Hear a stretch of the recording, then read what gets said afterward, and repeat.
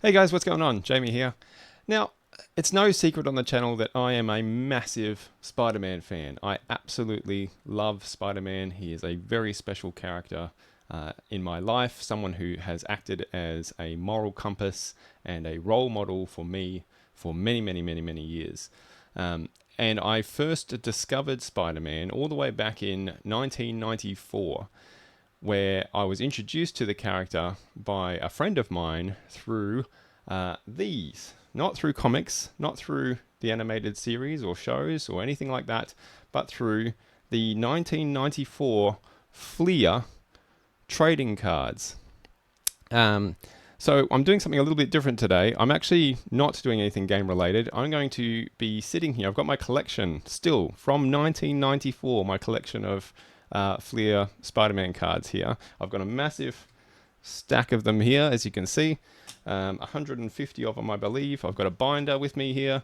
So what I'm going to be doing is basically just having a little bit of a sit, sorting through my collection of Spider-Man cards and getting them all sorted out into my binder. This is how I was introduced to this character. I absolutely adore these cards. They are beautiful 1990s Mark Bagley artwork, which I absolutely love. They've got wonderful tidbits of information on the back, which is how I, back when I was first introduced, learned all about the character through these trading cards. So pretty much all of my Spider-Man knowledge began right here in these little gold foil packs that you could buy for like $2.99 or something like that at a news agency. I adore them. They're one of my most absolute treasured possessions. My old binder that I've had since then has completely basically disintegrated. So I had to go and pick up this new one. So I'm transferring them all from there into here.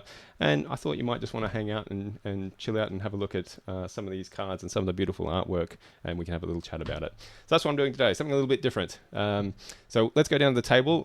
I'll get these all sort of sorted out, get the binder opened up, and we'll get going. All right, let's do it. Okay, let's do this. So I've got my big old deck of Spider-Man cards here, all 150 of the base set. So what I'm going to do, these are actually sort of, the way they've done these, they've divided them into little mini sets of 9 that each cover a specific aspect of Spider-Man mythology, for lack of a better word, or whatever. And those 9 cards kind of make like a complete picture when you put them all together in a binder. So what I'm going to do is I'm going to go through these 9 at a time in each of their little mini sets, lay them out so you can see the complete picture, and then I'll pause the video and I'll go and put them in my binder because my camera apparently doesn't like my binder at all. And then at the very end I can show you how it looks all finished and binded up. So I've got the base set there. I've got my little card list here that's got all of the checklist. I've got all 150 of those, and I've also got a couple of rare suspended animation cards from this set that I will show you at the very end. Alright, so let's get our first 9 here. So these used to, like when I found these and I decided that, oh yes, I like this, I want to get into these, they used to be sold at the news agency for like, they came, I think it was like $2.99. They came in like a little sealed foil booster pack, gold foil, and they had either Spider-Man, Venom, or Carnage on the front because it was the 90s. So of course they did, with like a webbing motif and the Amazing Spider-Man logo, Fleer trading cards. And I just, my mum would occasionally buy me a pack of these every now and then when she went and got the groceries as like a little treat, and it was just the best thing in the whole world. So I have kept them all. I was actually missing a few from my collection, but I've recently picked up the ones I was missing to fill in the gaps. They're not terribly expensive, like these aren't super valuable or anything. I don't think anyone knows or even particularly cares that they existed. But I do, damn it. They're incredibly special to me, and that's what matters. So let's go through these. As you can see, beautiful Mark Bagley artwork. He's done the illustrations for the entire set, so they all look wonderfully cohesive. All his art, all his original art, specifically for this card series. So we're going through the powers set at the moment. I'll show you what they look like on the back. I won't read them all, but I'll just give you a look. So wall crawling is our first one here. And as we look on the back, you can see each little mini set is sort of written in a different, some of them are sort of written as though they're from the Bugle, or like a Bugle article on the back recounting something that's happened. Some of them are from Peter's journal, as if he's writing it himself, which the Power series are. Some of them are Peter just explaining something to you. But I would just read these over and over and over and over again as a child, flipping through the binder. I just adored it. So this one says, I'll never forget the first time I ever clung to a wall. I had just been bitten by that radioactive spider and was walking home from the science expo. I was feeling a little woozy, so I didn't notice a car coming right at me. At the last second, I jumped out of the way and found myself sticking to the side of a building. I discovered the spider's bite had given me the power to adhere to almost any surface. I've been climbing the walls ever since. So that's wall crawling. We'll put that one down here so we can put out the full display. I do apologize about the slight graininess of my picture here. I'm not terribly well set up to be doing overhead stuff just yet with my lighting, but so be it. Web shooting. So you can really see some of, actually on the next one, I'll show you the next one. I'll point out some of the really iconic Mark Bagley-isms to his art. This is a really good example, actually. So you can see there, I love this card, web slinging. There's some things, like when I think of Spider-Man, it's Mark Bagley's 1990s Spider-Man that comes to mind for me. Like this is how I picture Spider-Man. Every artist likes to to draw him slightly differently. This is my Spider-Man. There's a few key highlights that point out a Mark Bagley Spider-Man. First is the massive eye lenses. I love when artists give Spidey huge eyes. I don't know why. I just think it looks really, really cool. And you can see the eyes on this one take up like more than half the mask. I just really like that. And Bagley uses the eyes to really show expression quite a bit as well, which is something that had started coming in much earlier, but he does it quite well, I think, where the eye lenses on his mask essentially become the eyes of the character in terms of expression. You can see as well the really thick, knotted, ropey webbing. I really like that on Bagley's style. And just the poses as well, especially we'll get to some others soon, but you see, McFarlane brought this in where he wanted to emphasize the spider in Spider-Man, more spider than man. And McFarlane really pushed the envelope on, really emphasizing the hyper agility of the character in some of the poses that he would draw Spider-Man in. And Bagley also carries that on in his artwork, and I just really love that. There's something about the combo of his ink work, his posing, the eyes, the webbing. It all comes together. It's all very 90s. It's when you look at this, to me it just screams 90s, but I just love it. It's my favorite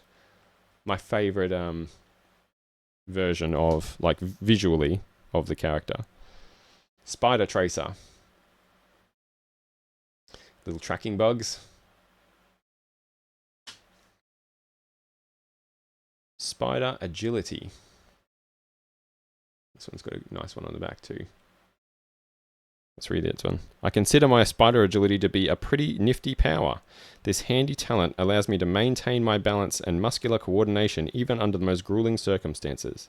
With it, I can effortlessly weave through gunfire without getting a scratch, or easily somersault over a half-dozen thugs. There's only one thing even my spider agility can't help me dodge: my landlord with a bill for last month's rent. Oh, Peter. Spider Signal. I always thought this is a weird one. I've seen it get used a couple of times in media, but you don't really see this one get brought out all that often. Spider Strength. I think a lot of people forget how strong Spidey is. The proportionate strength of a spider. It's no joke. Love that picture too. Again, the eyes.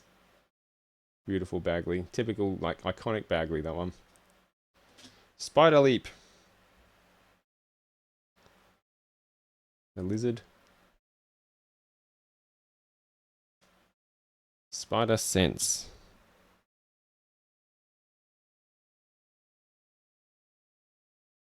Yeah, I won't read the backs of all of them. I'll pick out a couple here and there. Otherwise, we'd be here for hours. Which, honestly, I wouldn't even mind that all that much. But the chances of me being able to sit here uninterrupted for hours is very, very low. So there you go. And as you can see, when you put them all together, they come together to make a single scene, which I just think is awesome. And it was this aspect of it that really led to the collectible nature of the cards, I think. You wanted to get the whole scene for each little mini set. All right, so we'll put these ones aside. We'll get them in the binder, and then we'll come back and we'll look at the next set, which is Venom. All right. This is the Venom set. Again, 90s, mid-90s. You can't have mid-90s Spider-Man without Venom. All right. Vulnerable to Sonics.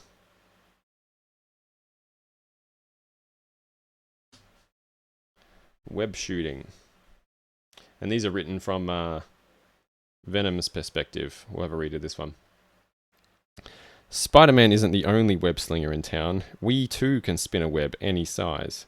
Our webbing is organic. It's a living part of my symbiote, unlike those cheesy artificial webs Spider-Man uses. There's a limit to how much webbing we can generate though, just as a human body has a limited supply of blood. As we've proven time and time again, our webs can crawl across the floor, sneak up behind people, and do pretty much anything we will them to do. I have more, it gives you a little quote at the bottom. I have more webbing, you know, lots more.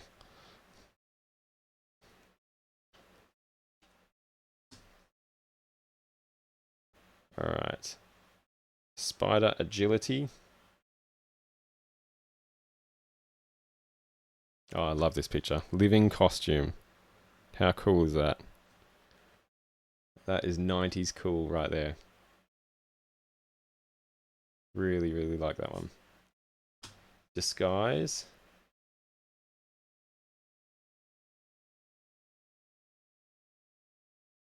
Fearsome. Let's have a read of Fearsome. My, what big teeth we have. They're better to eat your brains with, of course. Just kidding, kiddies. We don't really eat brains anymore. They're much too fattening. Our frightening appearance helps us to strike fear into the hearts of evildoers, and that's just the way we like it. When Spider-Man had this costume, he used to go with the mouthless look. Not us. We prefer having a full set of chompers. They're better to take a bite out of crime with. Eyes, lungs, pancreas, so many snacks, so little time. Vulnerable to fire.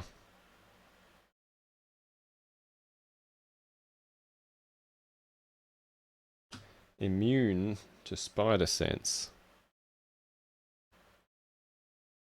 And super strength. I've always been fascinated with this picture. Like it looks like, I know it's not, but it looks like it's actually embedded into his chest. And I always thought that. This is one of the pictures I looked at as a child and went, holy shit. Should I be having these? Is this okay, Mum? I don't think it is. I think he's just bending a pole in half because you can see the pink lighting around the edges of his costume, and it's just happened to be placed, unfortunately, right there on the piping. But it looks like, and I always thought he had been impaled with some pipe, and then he's just tearing it to shreds. Well, Venom's fucking badass. Spider-Man may have his spider strength, but we've got more muscle in our pinky than he has in his entire excuse for a body. Not only does my symbiotic costume duplicate the Warcrawler's powers, but it also geometrically increases my own natural strength. The stronger I get, the more muscle the symbiote adds. We could easily crush Spider-Man's skull, but we've got a truce with him now. Ah, the sacrifices of being an upstanding citizen. With great power comes great responsibility. Ah, and one other thing, revenge. And there we go. So that's the Venom set. Cool one, that one. Alright, now we're going to move on to Strange Transformations. Alright, here's Strange Transformations. This is where we get into some 90s weird shit. All sorts of funky stuff happened to Spidey in the 90s. But the most recognizable one, of course, is this, the black costume. Let's have a little read of that one. Aha! So there's a lot of cards that are written this way as well, and I really like them. They tell you the first appearance of what we're talking about. They give you a little mini fact down the bottom, and then you get Spider-Man's take on whatever it is up the top here. There I was, stuck on an alien planet with my webbed long johns in rags. I made myself a cool new jet black costume with what I thought was a high-tech tailoring machine. This new costume responded to my thoughts and could make itself look like any kind of clothing I could imagine. Seemed like a good deal at the time, until my new duds were revealed to be a living symbiotic creature with a mind of its own. Until I got rid of it, the alien costume gave me plenty of bad moments. It's worn by Venom now, and it's more trouble than ever. I still think it looks better on me, though. A little mini fact, Spider-Man's black costume used to manipulate his body, taking him crime fighting while he slept. A little fact that they used to great effect in the Spectacular Spider-Man animated series, if you've seen that. Captain Universe. I don't know a whole lot about Captain Universe. I didn't read the comics during that particular story arc, but basically Spidey got infused with a cosmic power that turned him into like a Ms. Marvel tier hero. And while he had that power, he like really took on some big hitters in the Marvel universe. Such cool design too, I think. Spider Lizard. Alright, we gotta read that one. Come on. This is where it's gonna bog down, is in my curiosity. Me wanting to read all these again. Having radioactive blood sometimes exposes me to weird transformations, and one of my personal worst was the time I became the Spider Lizard. I accidentally absorbed energy from Kurt Connor's Innovator machine, which triggered a mutation in my blood and turned me into a savage, rampaging reptile. If it wasn't for Dr. Connor's intervention, the transformation would have been permanent. He created a serum that turned me back into your friendly neighborhood Spider-Man, and not a moment too soon. When Kurt Connor's serum took effect, Spider-Man had to make a mask from his webbing to protect his secret identity. I also really like on these as well how they've each got these different kind of like graffiti art name of the card. That's just like a cool little, again, like a cool little 90s touch. And they're all different. Alright, the Man Spider. Crazy picture, that one. Again, this is sort of the image that made me think, wow, this is really grown up. I'm a big boy being allowed to have these cards. Extra arms. Spider Clone. Oh, the Clone Saga. Dear oh dear.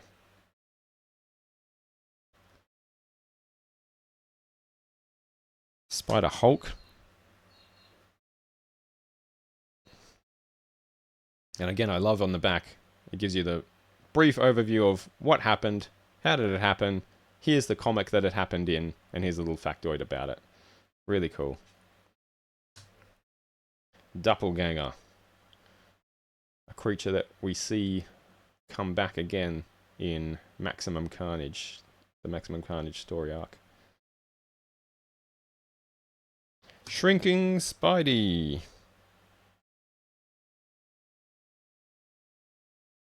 There we are, and there's the complete set of Strange Transformations. All right, next up we get into some really good stuff. We're hitting the enemies. There's multiple sets of enemies. Spidey has one of the best, I think the best, rogues gallery in comic book superheroes. That's my opinion. And he's got some doozies in here with some really, really cool artwork. So we will look at the very first enemies set next. Enemy set number 1. Tarantula. Don't see a lot of Tarantula. And he doesn't really get a lot of love. Spider Slayers. You don't get much more 90s, again, 90s Spidey than Spider Slayers.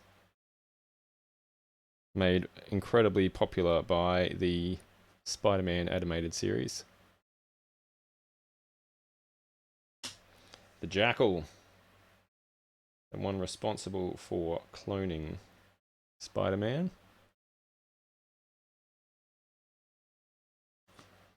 Puma. Don't know a lot about Puma. We see him again later on in the cards. The Avenger Files on Spider-Man. Love this picture too, by the way. Let's have a look at what the Avengers had to say about him. Yep. Spider-Man is an Avengers reservist, categorized as a non-hostile, superpowered adventurer. In his early career, he was an energetic, if impulsive, and inexperienced operative.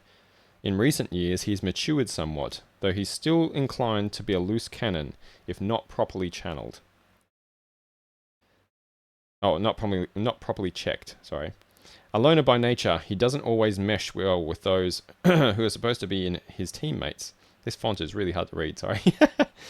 Some Avengers find his constant stream of wisecracks annoying. I tend to view them as the protective coloration of a deeply feeling, conscientious young man. He tries to make me laugh out loud whenever he sees me. I like to keep him trying. This is by Captain America has written that. I always did like Spidey and Cap's relationship. And I really like that too, like the acknowledgement that Spider-Man doesn't actually work terribly well in the Avengers. He's too much of a lone wolf and a little bit too... like he's not used to working as part of a team. He's not trained to be part of a team. And so every time he shows up in the Avengers, it always doesn't quite work out and he ends up going back to being solo again. And I like that. I like that's how he should be. Cardiac. Again, look at that design. So fucking 90s. Cardiac was only a fairly minor villain, I think. We didn't see him, we certainly don't really see him outside the 90s. Chance. Another little known one. Sticks and Stone.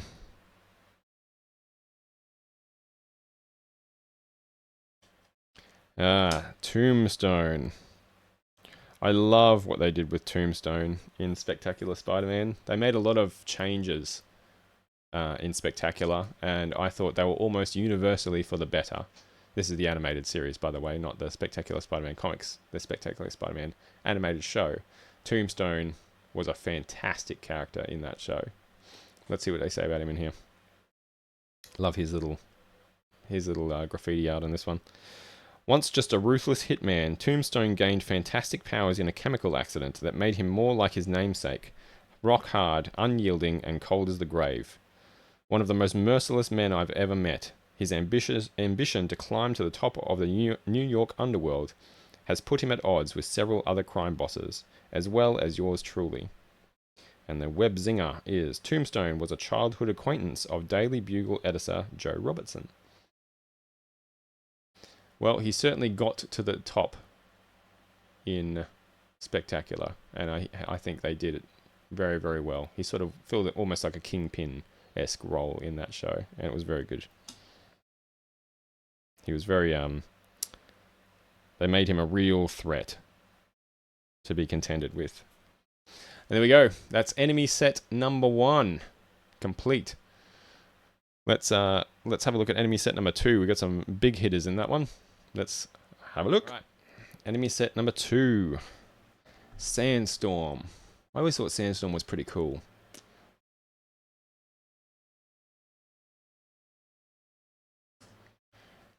Demogoblin.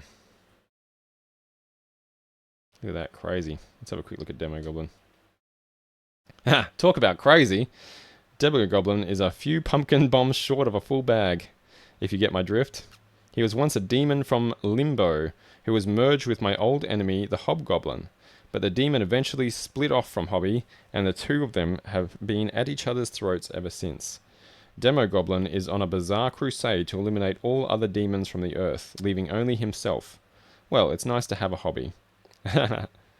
Demogoblin was a member of Carnage's sinister surrogate family. Yes, we see Demogoblin as well in the Maximum Carnage story arc. Alright, Silvermane. Another character from the Spectacular animated show. They did really well. Crime Boss. Hammerhead. Did not like what they did with Hammerhead in the Spider-Man, like Marvel's Spider-Man video game. I thought that was a big miss.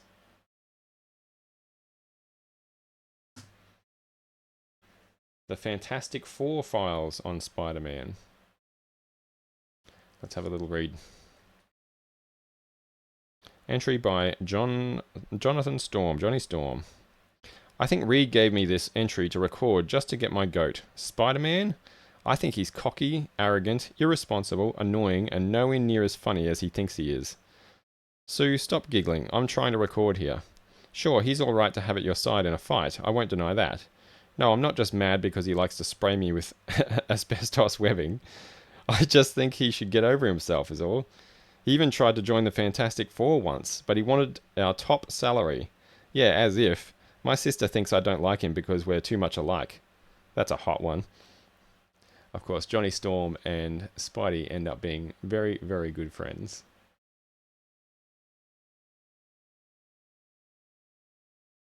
The Man Wolf.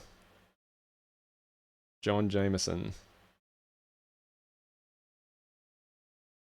Pretty cool character, that one. Warrant. Basically another 90s only villain. Along with Blood Rose, the son of Wilson Fisk. And Calypso. I thought Calypso was pretty cool. Let's have a read of Calypso. Whoop. When I first met Calypso, I figured she was nothing to worry about. After all, she was just Kraven the Hunter's girlfriend, right? Boy, did I underestimate her. She used to goad Kraven into attacking me, playing off his fragile ego. When Kraven died, Calypso somehow blamed me, and I became the target of her dark voodoo magic. Recently, though, Calypso was killed by her one-time minion, the Lizard, whom she was trying to bewitch. And the Webzinger, Calypso once turned the crime fighter known as Daredevil into a living zombie. Did not know that. There we go. Enemy set number 2. Alright, let's have a look at the next one. Alright, we're kicking off with an absolute classic and my favourite Spider-Man villain, the Green Goblin. Controversial take, I think the Green Goblin is way more interesting than the Joker. And I don't even think it's close, personally. That's just me. Let's have a read of the Green Goblin. Ooh, my one-time best friend and college roommate Harry Osborn took up the mantle of the Green Goblin after his father, the original Green Goblin, died. Consumed with insanity and convinced that I was responsible for his father's death, he used all of the Goblin's weapons in an attempt to gain revenge. Lucky for me, Harry eventually came to his senses. He pulled me out of one of his own traps, sacrificing his life in the process. It's hard to lose a friend like Harry, even if he is one of my worst enemies. And the zinger. For a time, the Green Goblin used his powers as a superhero and fought alongside Spider-Man. Interesting. It's certainly the Norman Osborn Green Goblin is my favorite, but I think both incarnations are good. All right. I think that says Goblin's Journal for Spider-Man. It is the Goblin's Journal. Let's have a really quick look at this. Spider-Man, the very name fills me with rage. The one who has thwarted me at everything, at every turn, undone my schemes, shattered my ambitions. The indignities and humiliations he has heaped upon me have only served to stoke the fires of my hatred. How I would love to hold his lifeless corpse in my arms, to end his accursed existence forever. His life is an open book to me. I know the secret of his true identity. Even as Peter Parker, he continues to taunt me through his intolerable friendship with my son Harry. Our private war must end. I must hurt Spider-Man as he's never been hurt before. Take something from him that will leave him a broken man when he finally dies at my hands. Which he attempted to do with Gwen Stacy, which ended tragically.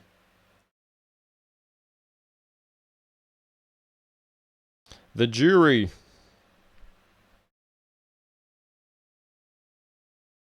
Carrion. Carrion's a fucking nasty piece of work. I don't really understand how you fight somebody like Carrion who can just kill with a touch. Scary dude. Vermin, also a scary dude. Just a feral rat man who lives in the sewers. The Shocker.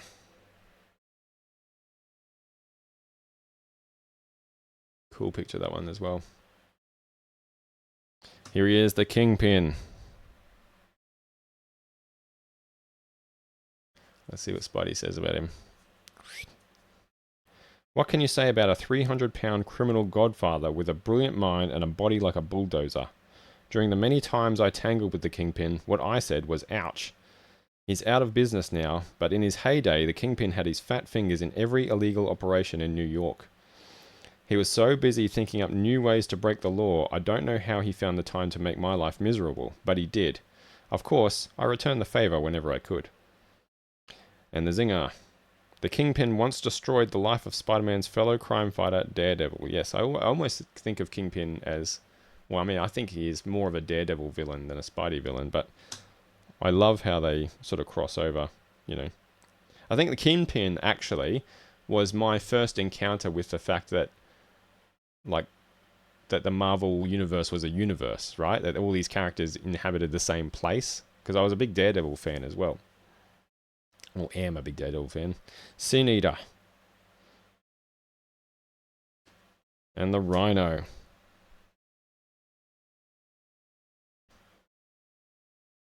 Shall we read the Rhino? Yeah, okay, let's read the Rhino. The Rhino is one of the strongest supervillains I've ever had to face, and also one of the dumbest. He's so stupid he let scientists seal him into his hide-like, strength-augmenting costume, and couldn't take it off for months. As clueless as the Rhino is, though, you don't want to be in his way when he starts charging. Trust me, I've been there. This is a bruiser who's gone toe-to-toe with such heavy hitters as the Hulk and the Submariner. Or the Submariner? Submariner? How do you pronounce it? I think it's Submariner. And lived to brag about it. And the zinger, the Rhino hopes to someday free his family, who are being held prisoner in Eastern Europe. There we go. Interesting there that it says here that his real name is unrevealed. Whereas he's been given several different identities in different comics and shows and things over the years. There we go. Cool set, that one. I really like how that one looks as a complete picture on the rooftop. Very cool. Alright, we got more villains to come. An airborne one this time. Beetle. I always liked the Beetle. I thought he was really cool. I like his design. I like his gadgets. I just think he's a cool character. Solo. A lot of these, like, man in spandex, G.I. Joe-esque with guns characters in in the 90s comics, aren't there? We've seen a few of them just in these cards, and I'm sure there's a lot more. Boomerang. Right. Let's talk about Boomerang for a fucking second. Listen, I was literally just saying to Scott this morning about how we Aussies get absolutely shafted when it comes to comic book characters. There are no cool comic book characters who are Australian, I don't think. So let's have a little read of Boomerang, shall we? Here we go. Fred Myers used to be a baseball pitcher in his native Australia.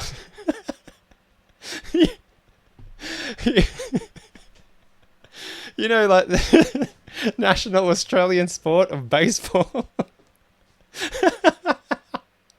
No one fucking plays baseball here. Oh, man. Till he got kicked out of the league for accepting bribes. Not only do we have a mysterious massive baseball league that I've never encountered, but it's a corrupt one as well. Embittered, he turned his throwing skills to a life of crime, using a variety of specialized boomerangs, which contain such lethal additions as bombs, gas, and razor-sharp blades. Boomy will work for whoever will pay him the most, which means I never know when he'll turn up next, or what new nefarious scheme he'll be mixed up in. And the zinger, Boomerang has sworn to kill his fellow Spider-Man foe, the Beetle. Oh, well, there you go. Oh, dear. Well, there he is. Good old Boomerang. Represent, brother. Hydro Man. I've always liked Hydro Man. A dude who can turn to water, I just think that's such a cool power. Again, popularized in the 90s animated series and done quite well there too. Scorpion, here's a big hitter. Mac Gargan. We'll have a little read up. Yep.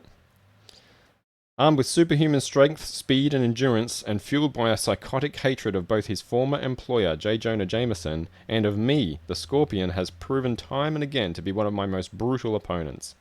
Constantly adding new and deadlier improvements to his cybernetic tail, old Scorpion is always full of nasty surprises. And the zinger, the Scorpion was once a private detective hired by J. Jonah Jameson to find out Spider-Man's secret identity.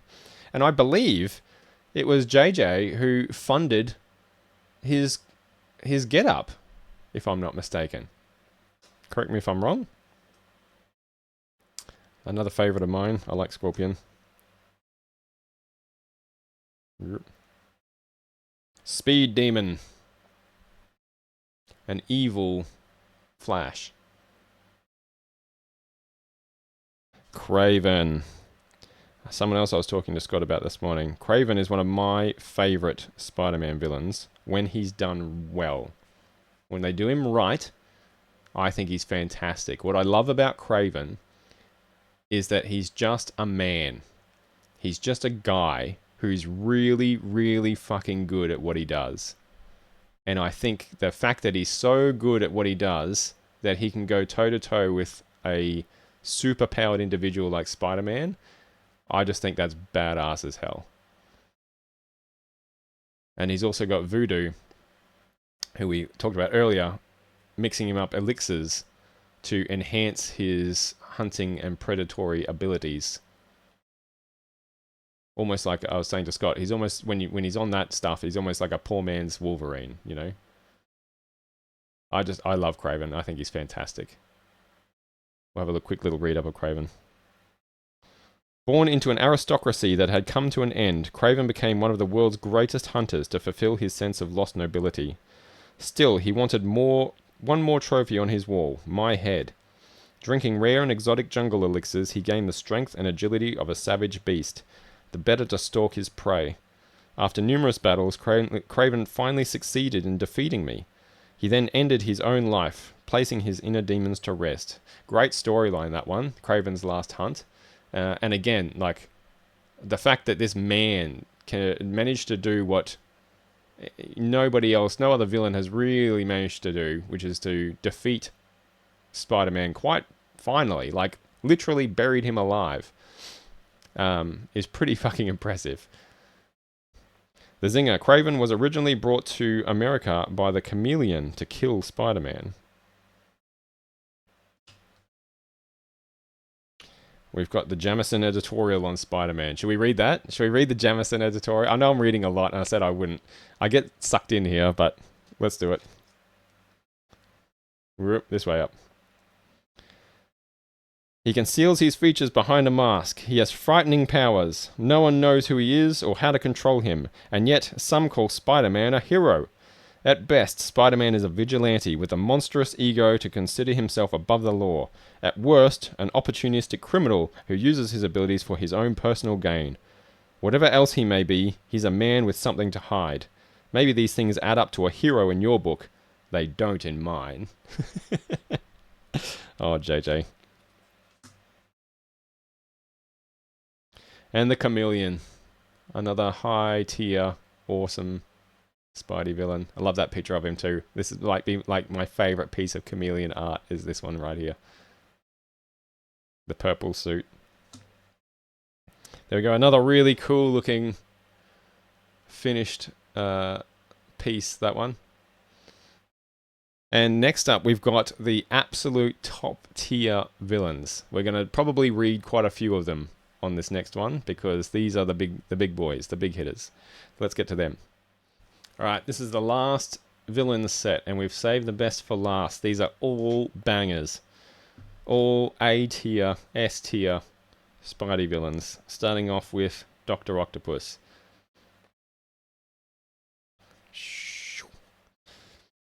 Telepathically linked to 4 tentacle-like mechanical appendages, each strong enough to lift a midtown bus, Dr. Octopus has proven to be an armful, literally. One of the premier scientists in the field of atomic physics, a laboratory experiment gone wrong left the once meek Octavius, a megalomaniac bent on global conquest. That's a mouthful. With both brains and power at his command, Doc Ock may be my greatest foe ever. And the zinger, Doc Octopus almost married Spider-Man's Aunt May. Woo! Drama. I like the white suit in this one too. The Vulture. Oh, I do that every time, don't I? It's not often I fight a supervillain who's older than Aunt May, but the Vulture has always been an exception. Armed with an electromagnetic battlesuit that gives him the powers of flight and super strength, Old Birdbrain has been a thorn in my side almost since the beginning of my crime-fighting career. Now slowly dying of cancer, an illness caused by the very suit which gives him his powers, his search for a cure has made him more ruthless than ever. The Vulture was responsible for the death of Aunt May's fiancé, Nathan Lubensky. There you go. Didn't know that.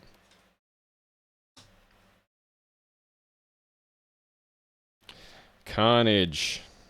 Scott's favourite Spider-Man villain because he's such an edgy boy. I messed it up again. I was like, can I get it right this time? No. None of my foes is as bloodthirsty. I think it's supposed to say none of my foes are as bloodthirsty as Carnage. Cletus Cassidy was already a serial killer when he ended up sharing a jail cell with Eddie Brock, aka Venom. When the symbiotic costume that gives Venom his powers busted Brock out of prison, part of it got left behind and bonded with Cassidy. Now this homicidal maniac has super strength, razor-sharp talons, and the writhing tendrils of a symbiote at his command, and his command is to kill. Carnage can easily claim the highest body count of any of Spider-Man's enemies. Yep, Carnage was like full 90s. Full 90s Spider-Man. We gotta make this shit edgy! That's what the kids want. Venom. We won't read Venom because we already know all about Venom. The NYPD files on Spider-Man. Another great picture. One of my favourite pieces of art, that one. Electro.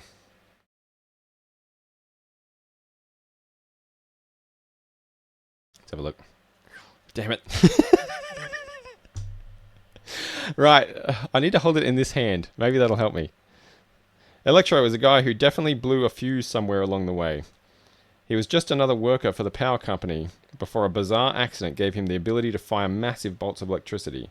So what does he do now that he's got enough juice to light up Times Square? He launches a crime wave. Thankfully, Electro can be as dim as a burnt-out light bulb, allowing me to short-circuit his plans time and again. Electro once led the short-lived band of criminals called the Emissaries of Evil.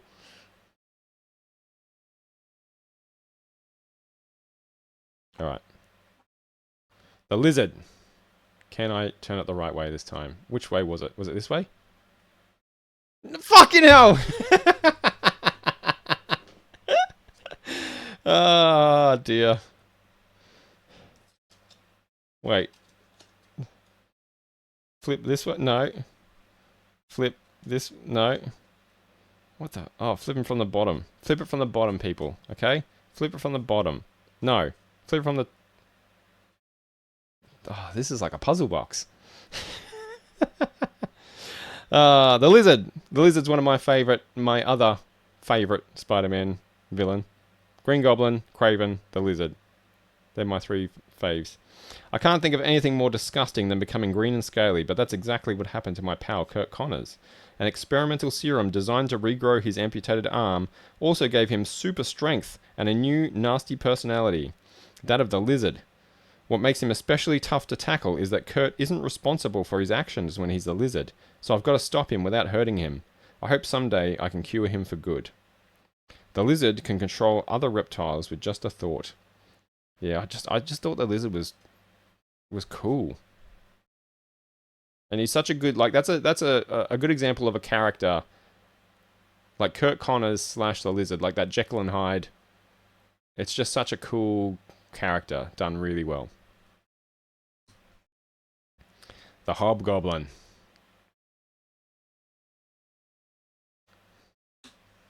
And Mysterio. Cool picture of Mysterio. I've always liked this card. There they are. Really cool one, that one.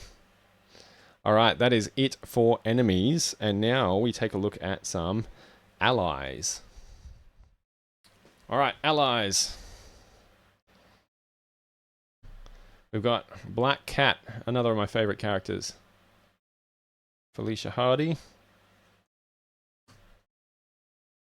Nightwatch.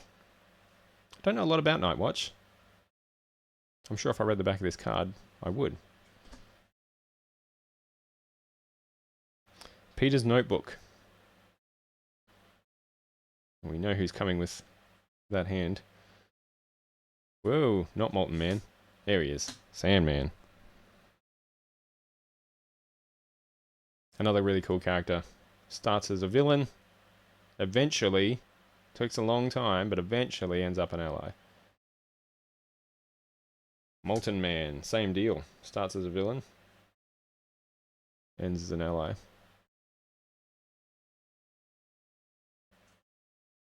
Cloak and Dagger.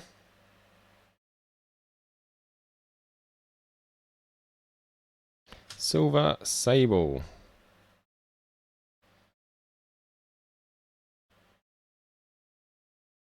The Prowler. This version of the Prowler is sort of has been replaced now by the Miles Morales version of the Prowler, Aaron Davis. I think the Prowler used to be some dude named Bobby Brown. Oh, I did it, guys. Look at that. Did you see that? Hobie Brown, who used to steal things as the Prowler and then return them as Hobie and claim the reward. He has such a cool costume, like really cool getup. But like that version of the Prowler is pretty much dead and buried now, and it's generally accepted to be Miles's uncle. Probably for the better. I mean, that's not a super interesting backstory or anything. Annex. Another G.I. Joe. There we go. There's the allies. All right, so the next ones don't make a set, but I'll still go through them 9 at a time. These are team ups. Other heroes that Spidey's teamed up with against other villains in different situations. So we'll have a look at those. Spidey's greatest team ups. Here we've got Spider-Man and Wolverine. And these are, I'll just show you the back of, we'll have a look at the back of this one here. This is a news article. These ones are all written as a news article from the Bugle, recounting an event, which I think is really cool. I'll read this one very quickly. A string of seemingly random killings were discovered to be the work of the freelance assassin co-named Charlemagne, who was executing former KGB operatives. Charlemagne's former lover, the Canadian mutant Wolverine, tracked her to West Berlin with Spider-Man in tow. Wolverine intended to put the rogue operative out of her misery, but Spider-Man was determined to capture her alive. Though at extreme odds with one another, the pair of heroes managed to save Charlemagne from the KGB's death squads. However, the assassin ultimately took her own life. I'm just gonna, yeah, I'll lay them out, but again, they don't make a picture or anything. Spider-Man and Daredevil. Very cool. I think this is the death of, is it Jean DeWolf? It is. So this is actually, they teamed up to investigate this murder, but this is where Daredevil was the first person to notice that the black costume was affecting Spider-Man in a negative way, making him act in ways that he wouldn't normally behave. Cool, love that artwork too. Gorgeous artwork. Wish I had a poster of that. My two favorites. Spider-Man and Punisher. God, look at these pictures. Like, they're so fucking cool. Spider-Man and the Avengers.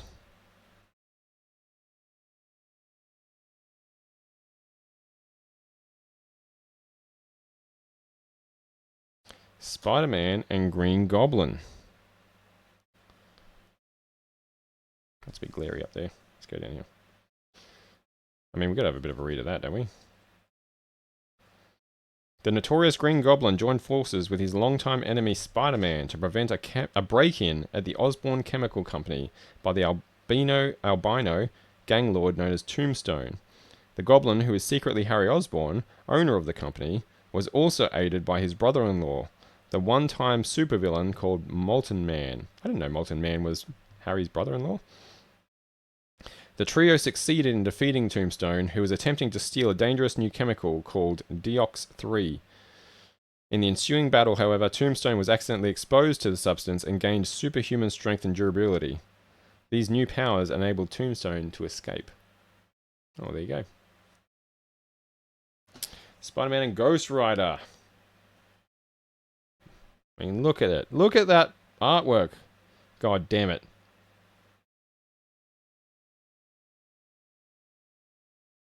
Spider-Man and the X-Men.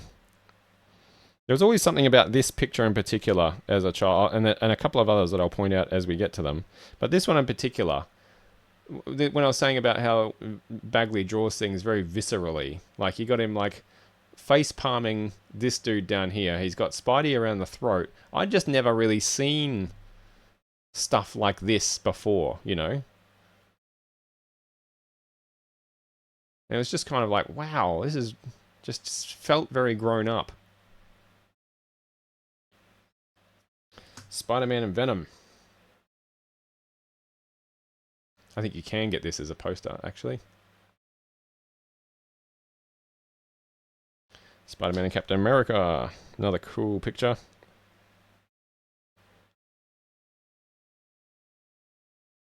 Spider-Man and Doctor Strange. Another good relationship between those two. Another awesome piece of artwork. Look at that. You can see how if holographic cards were a thing, this would make an amazing holo. Spider-Man and Silver Sable.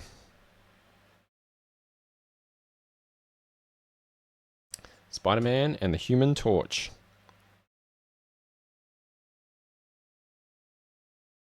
Spider-Man and Nova.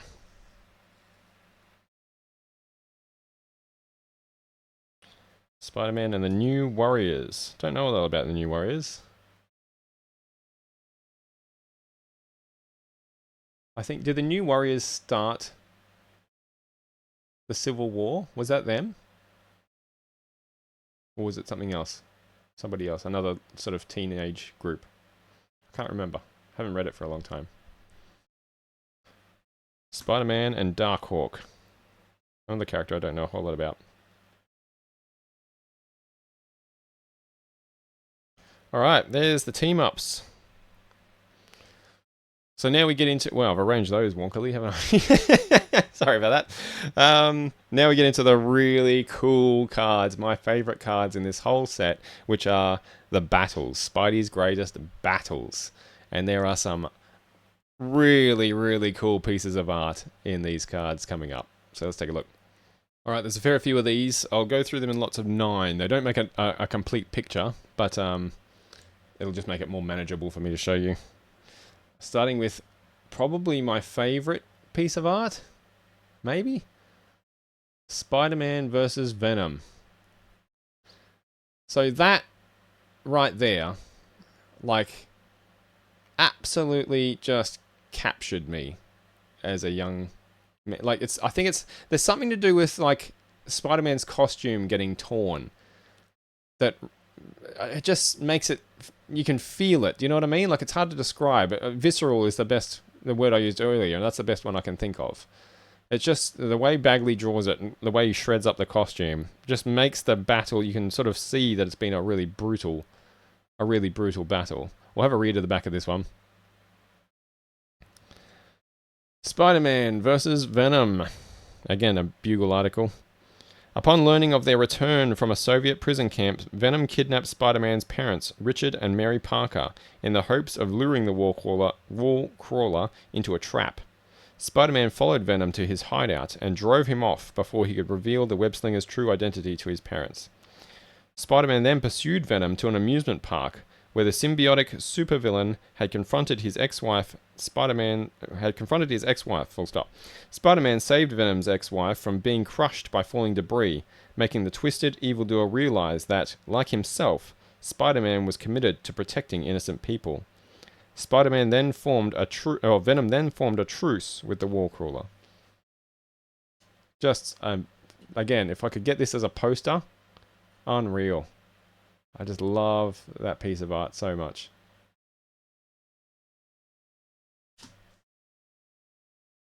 Put this over here. Alright, next up we have Spider-Man versus Carnage. And I'm not going to read it, but I'll just show you the picture on the back.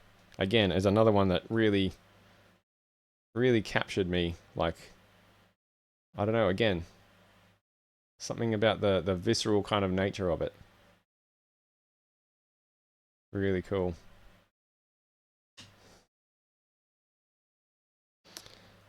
Spider-Man versus Hobgoblin.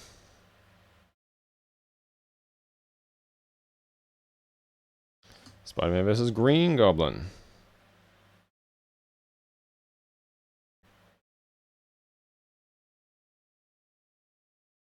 Spider-Man versus Dr. Octopus. I love this picture too. Really cool one. We can always have a look at the pictures on the back, I suppose. Ah, yes, the iconic moment. We will read this one. A fighting mad Spider-Man left a trail of battered hoodlums across the city as he searched for the master planner, who had stolen the radioactive isotope ISO-36, which was the only thing that could save the Wallcrawler's Aunt May from death. Finally locating the villain's headquarters far below the surface of the ocean, Spider-Man was startled to discover that the planner was in reality his old enemy, Dr. Octopus. In the ensuing battle, the walls of Octopus Sanctuary... God, this is really hard words, all put together in very tiny font. Let me try that again. In the ensuing battle, the walls of Octopus's sanctum were breached, letting the water flood in, and Spider-Man was pinned beneath a multi-ton piece of equipment. Octopus left the web slinger to die, but with a superhuman effort, Spider-Man freed himself and recovered the isotope in time to save his aunt. That is one of the best Spider-Man moments in comics, when he frees himself from underneath that massive, massive piece of machinery. They did it really well in, again, the Spectacular Spider-Man animated. If you're a Spider-Man fan and you have not seen the Spectacular Spider-Man animated series, it's on Disney Plus. Go and watch it. It is absolutely awesome. It is so fucking good. It's the best example of Spider-Man that's ever been put to screen. Puts the movies and everything to shame, I think. But they do this moment really, really well in that show. This moment in the comics was really cool, really iconic. It's just a great example of what makes Spider-Man Spider-Man, I think. You know, that never give up, no matter how bad the situation, attitude that he has, is really exemplified in this moment here. Really, really cool. All right, Spider-Man versus Lizard.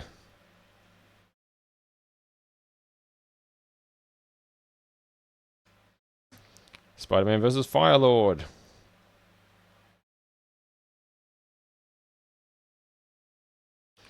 Spider-Man versus Silver Surfer. I can't imagine that he would come off terribly well in that battle. I feel like Spidey's a bit outgunned there. And Spider-Man versus Tombstone. Just awesome art pieces, all of them. Like the single frame, like the way that Bagley just sums up a battle in one frame of art is just so cool. All right, we got more to go. Spider-Man versus Rhino. Cool picture again. Spider-Man versus the Hulk. This was a really cool. No, it wasn't this one. I'm thinking of someone else. Thinking of the Juggernaut. Can't stop the Juggernaut. I think was that the name of the arc. A really good one. It's probably in here. Spider-Man versus Electro. I fucking love that card art. I always thought that was really well done.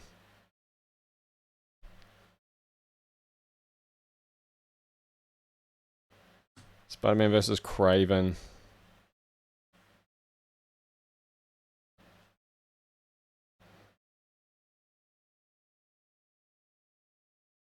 Like I said, got the best of him.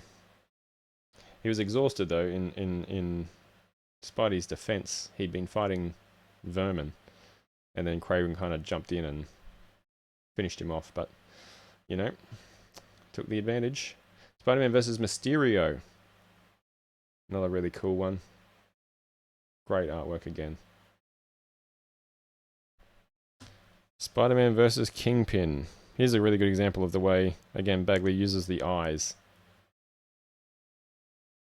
to deliver expression through the mask. Spider-Man versus Vulture.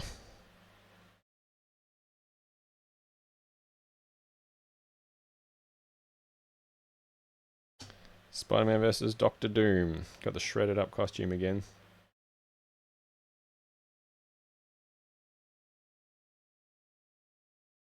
Spider-Man versus Puma. Another great image.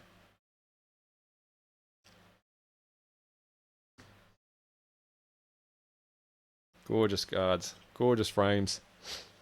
We've got one more little, not quite, seven more to go. Let's have a look at them. Another cool piece of art, Spider-Man versus Black Cat.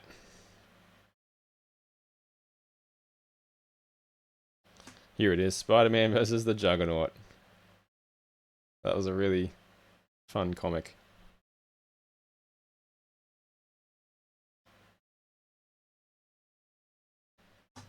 Look at that, that's so cool. Spider-Man versus Vermin. That's an amazing picture. I love that one. In the sewers. think we'll get to the outcome of this one later, I think, somewhere. Spider-Man versus Scorpion.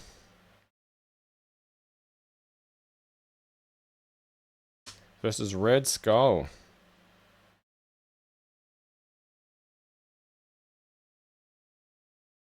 Sabretooth.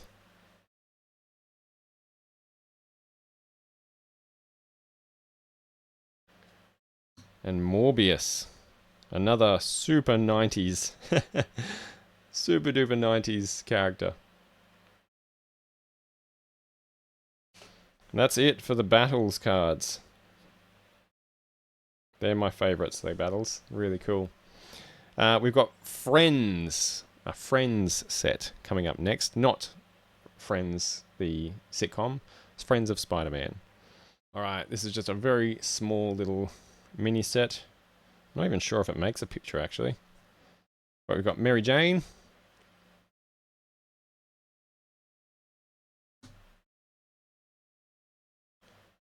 Flash Thompson.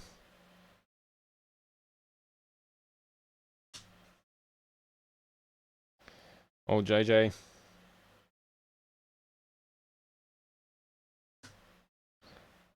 Aunt May.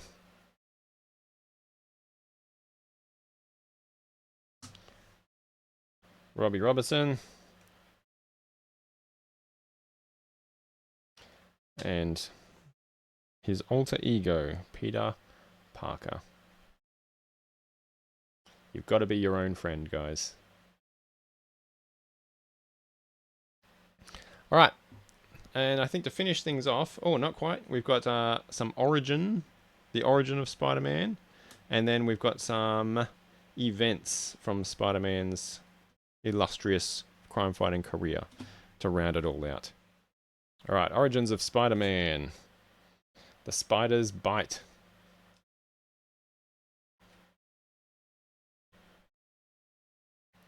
Lets you know all about it. I'm not going to read it. Everybody knows Spidey's origin at this point, so we don't need to read it. But they're just very cool. They're very old school, like the coloring in them. Powers for profit. Oh, Peter. You messed up, kid. Not my job. Whoop. That famous moment that changed everything.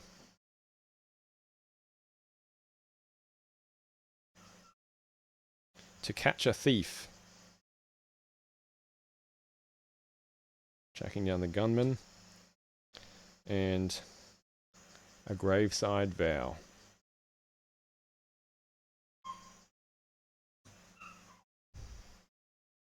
Alright, let's have a look at some events. So last up we have the events. And then after this, that will be the 150 base set complete. And then I'll show you a couple of the suspended animation cards that I've managed to hang on to over the years. We won't go through read all of these, but I will read a couple of the really iconic ones. This being one of them. Maximum Carnage is the first one. And again, we're looking at a Bugle article here.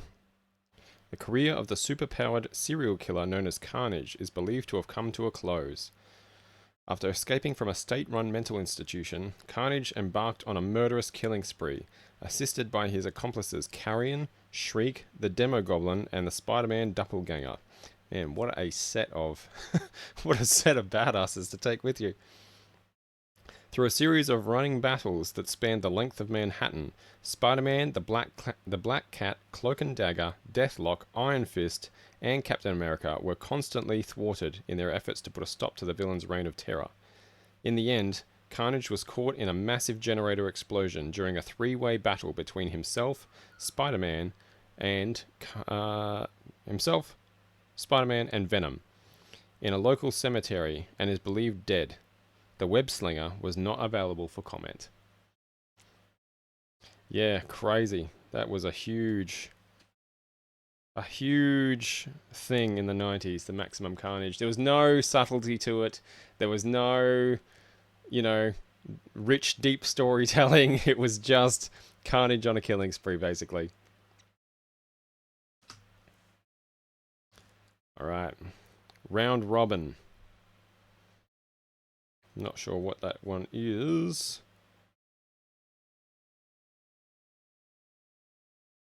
Okay. I won't read it all. Some showdown that took place. You can see Moon Knight there. Return of the Sinister Six. Let's have a look. Dr. Octopus joined forces with 5 of Spider-Man's deadliest foes in an attempt to hold all of humanity hostage. Wow, that is that is a grand design, isn't it? All of humanity. The Vulture, Mysterio, Hobgoblin, Electro, Sandman, and Octopus, collectively known as the Sinister Six, planted poison gas on a research rocket, threatening to release it into the atmosphere unless their demands for world power were met. But the Sandman, unable to go through with such a dastardly scheme, turned on his partners and aided Spider-Man in foiling their scheme. The gas's antitoxin was retrieved by the Wallcrawler from a fleeing octopus and released into the atmosphere by the Avenger Thor. There we go. Then we have Revenge of the Sinister Six. The supervillain group known as the Sinister Six was taken into custody after their plot to destroy the world was foiled by a band of heroes, including Spider-Man. The Six, led by Dr. Octopus, commandeered a satellite control center belonging to the subversive organization called Hydra. Octopus intended to use the deadly Hydra satellites to bombard the Earth with deadly radiation. Again with the megalomaniacal plot here. Go small, Occy. But Spider-Man, along with his fellow crime fighters, the Hulk, Nova, Deathlock, Ghost Rider, the Fantastic Four, and the counter-terrorist Solo, opposed the Six's plan at every turn. In desperation, Octopus summoned the other dimensional monster called Gog to destroy the heroes, but Gog was defeated as well. Man, that one just seems like batshit, doesn't it? I don't know what's going on here. Like, that is a strange picture. The Child Within. This is about Spidey's battle with Vermin and Green Goblin. Pretty much at the same time.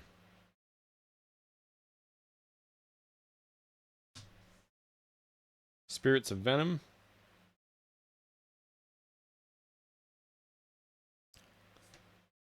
We'll read this one. Fearful Symmetry. Great image there. Another one of my favorite cards.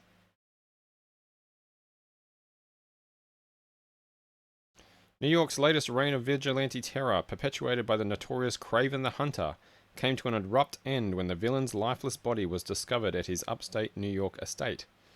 Kraven had been masquerading as his longtime foe Spider-Man in an attempt to discredit the web-slinger and prove himself a better Spider-Man. The real Spider-Man had been buried alive on the grounds of Kraven's estate and only managed to escape after 2 weeks of imprisonment. Satisfied that he had finally defeated his enemy, Kraven ended his life. So this is the Kraven's Last Hunt storyline, a comic book which I own, actually. I'm very lucky to have a copy of it. But yeah, really, really amazing storyline, that one. Assassination plot. 2 separate words. Oh, the death of Gwen Stacy. Oof. Again, what an image. Look at that. So cool. Let's have a little read of that one. Gwendolyn Stacy, longtime girlfriend of Spider-Man's alter ego Peter Parker, was killed during a vicious battle between the Web-Slinger and Norman Osborn, the original Green Goblin. Knowing the Warcrawler's true identity, the Goblin kidnapped Gwen, taking her to the top of the George Washington Bridge to use as bait. When Spider-Man attempted a rescue, the Goblin knocked Gwen off the bridge. Though Spider-Man was able to halt her fall, Gwen perished from the sudden shock. Justice caught up with the Goblin shortly thereafter, when he was impaled by his own jet glider while attempting to destroy Spider-Man. One of the most famous Spider-Man plotlines.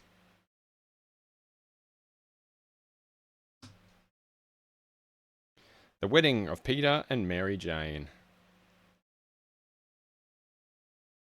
Happy stories don't often occur in Spider-Man mythology, but this was one of them. Invasion of the Spider Slayers.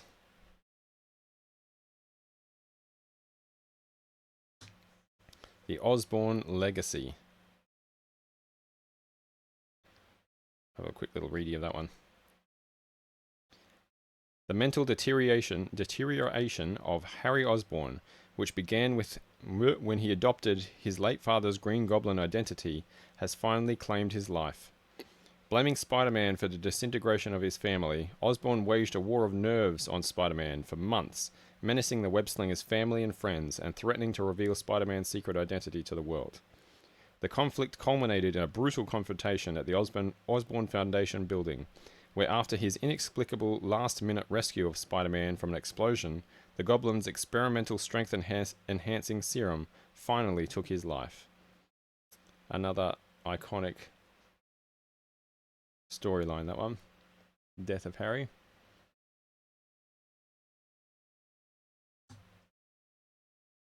The return of Peter Parker's parents. Oh, this was like some 90s bullshit, this one.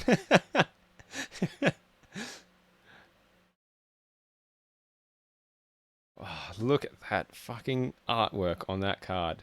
The Black Costume Saga. Another of my favorite cards. That is gorgeous. Shall we have a little look at that one? Obtained during the cosmic conflict named the Secret Wars, Spider-Man's new black costume appeared to be composed of an alien material that responded to the wall crawler's thoughts, and could make itself resemble any article of clothing he could imagine. In actuality, the costume was a symbiotic entity that wanted to permanently bond with its host. Discovering the suit's true nature after a series of amnesiatic episodes, they don't make it easy, during which he went into action while asleep, Spider-Man quickly rid himself of the black costume. However, the dispossessed symbiote melded with disgruntled reporter Eddie Brock soon afterwards, and the crazed villain known as Venom was born. The costume wearing Peter, rather than Peter wearing the costume, was, again, explored, I think, to great effect in the Spectacular Spider-Man animated series. There's a fantastic episode where Spider-Man battles the Sinister Six solo, but Peter is actually asleep. The costume takes him out during the night to fight the Sinister Six, and it's just great. Wow, look at that. Return of the Burglar.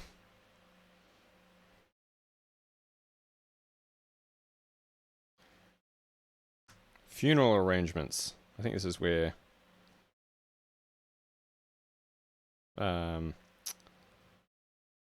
the Vulture is trying to marry Aunt May, if I remember rightly.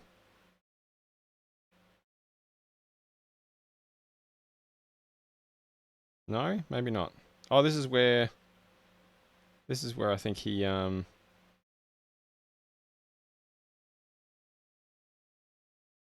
he's looking for Aunt May's forgiveness, maybe. Anyway, you can freeze frame and read that if you possibly can. I think that's where he's sort of like given up his life of crime and accepts his fate in prison to live out the rest of his days, essentially, because his suit is killing him. And the Eye of the Puma. And that is it. That is the entire series done and dusted. So I'll clean these up and then we'll have a very quick look at the rare suspended animation cards. So my card list here tells me that there are 12 plastic cards to collect, and there were 4 holographics. I don't think I ever saw a holographic. And these plastic cards were incredibly rare. I didn't even know there were 12 of them, actually. I've only got 4 in all the years that I was collecting these. So I'll show you the 4 that I have. They're quite cool. So we've got Spider-Man. And as you can see, these are transparent. Same on both sides. 7 suspended animation. Oh, it says right there, 7 of 12. Maybe you should read, Jamie. But they're quite cool. Alright, we have another Spider-Man. Right way around. There we go.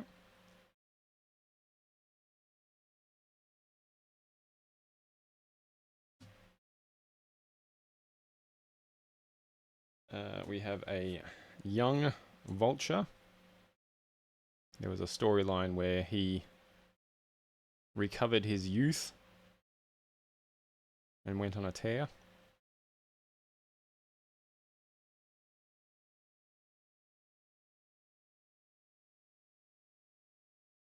And we have my last one. This is actually my brother's card that I managed to get a hold of.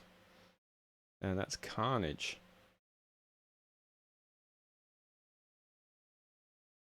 Very cool.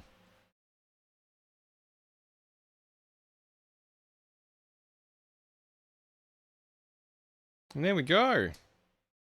Alright, and here we are now, all sleeved up and in the binder. So we'll have a quick flick through this just to see, or show you what it looks like. It looks fantastic in a binder, by the way. Like when you've got all the series of cards laid out together to form the single pieces of artwork, page after page. It just looks so good. All the card backs look really good.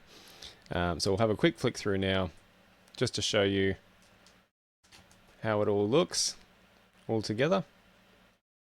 Venom. I didn't realize too that the backs of Venom's cards even make a single image as well, which is pretty cool.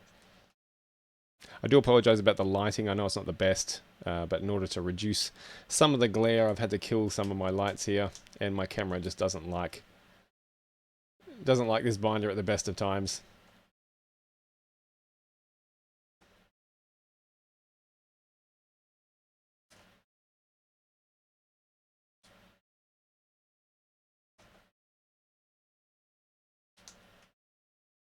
So cool.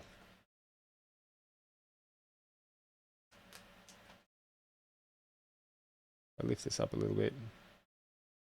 That might make it a little bit better, maybe.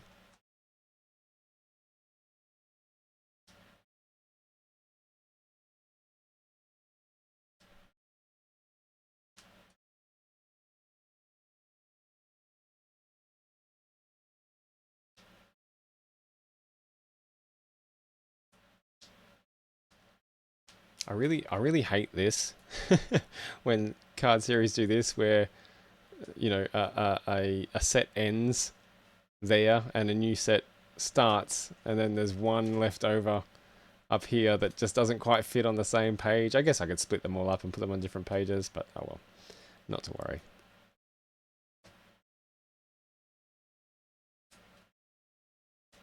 And there we go.